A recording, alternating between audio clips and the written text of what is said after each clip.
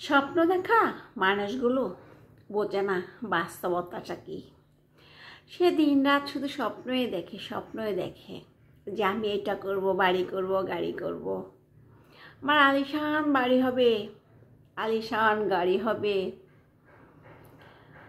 বিশাল বড় এক বাংলো হবে, অনেক বড় অফিসার হব। সে ঘুমিয়ে ঘুমিয়ে খালি স্বপ্নেই দেখে, আসলে বাস্তবতাটা কি সে এটাই বোঝে না। স্বপ্ন দেখলে হবে, বাস্তবে সেটাকে কাজে লাগাতে হবে। আর স্বার্থপর মানুষগুলো বোঝে না সম্পর্কটা কি। তার স্বার্থটাই হচ্ছে মেইন, কারণ তার স্বার্থ যখন পুড়িয়ে যাবে সে চম্পট হয়ে যাবে। স্বার্থর জন্য সে কি না করে, কত নাটক, অভিনয়। একসময় আপনার সাথে এত ভালো একটা সম্পর্ক করবে, দিন শেষে সে আবার উদাও হয়ে যাবে, আপনি তাকে খুঁজেও পাবেন না। এমন এক সময় আসবে তার স্বার্থ পুড়িয়ে গেছে, আপনাকে আর কাজে লাগবে না, সে চলে যাবে। এটাই হচ্ছে আমাদের বাস্তবতা। আর সুখে থাকা মানুষগুলো তারা বোঝে না কষ্ট কি। তারা তো অনেক সুখে আছে, অনেক আরামে আছে, আয়েশা আছে। পৃথিবীতে অনেক মানুষ আছে না খেয়ে আছে, পড়ে আছে। তাদের কষ্ট, দুই বেলা ভাত জোগাড়ের জন্য তাদের কত যে কষ্ট করতে হয়। কেউ ফুটপাতে পড়ে আছে। এই যে শীত আসছে, এখন মানুষগুলো ফুটপাতে পড়ে আছে, তাদের কি যে কষ্ট।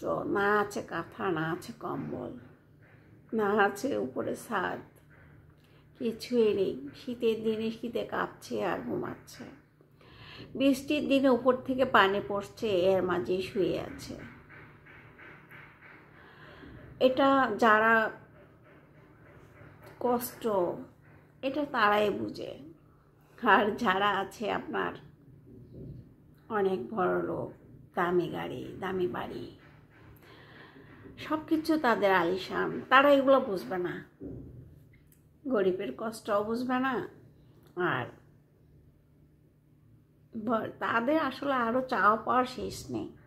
তারা তাদের আরও কিছু। এখন গাড়ি আছে, তারপর একটা বিমান চাই। হ্যাঁ, আমার একটা বিশাল বড় একটা শপিং মল চাই। তাদের চাহিদা শেষ নেই। মানুষ আমরা জন্মি কাঁদতে কাঁদতে,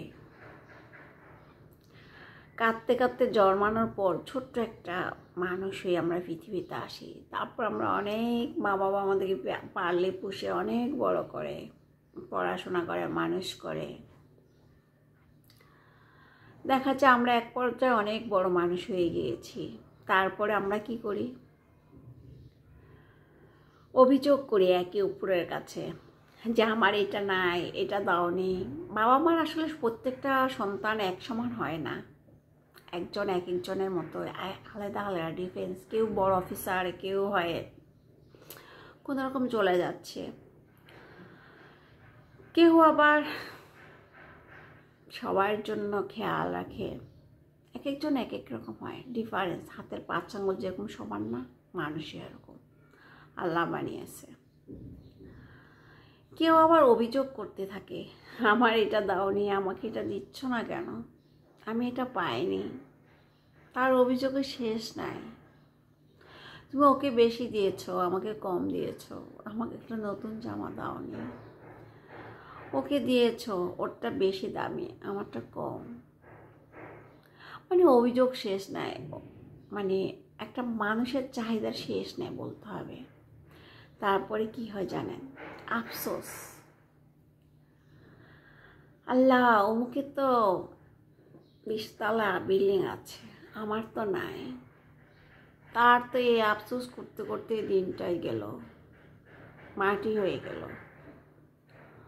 অমুকের গাড়ি আছে, আমার তো গাড়ি নেই। অমুকের বিমান আছে, আমার তো নাই। আজকে ওই ভাবিটা খুব সুন্দর একটা কানের জুয়েলারি বানিয়ে নিয়ে আসছে। ইস, আমার যদি থাকতো, কি আফসোস, তাই না? অমুকে আজকে একটা ফ্রিজ নিয়ে আসছে, একটা বড় আলমারি বানিয়ে নিয়ে আসছে, অমুকে একটা ফ্ল্যাট নিয়েছে, আমারও তো নাই, আমি তো একটা আলিশান ফ্ল্যাট নিতে পারি।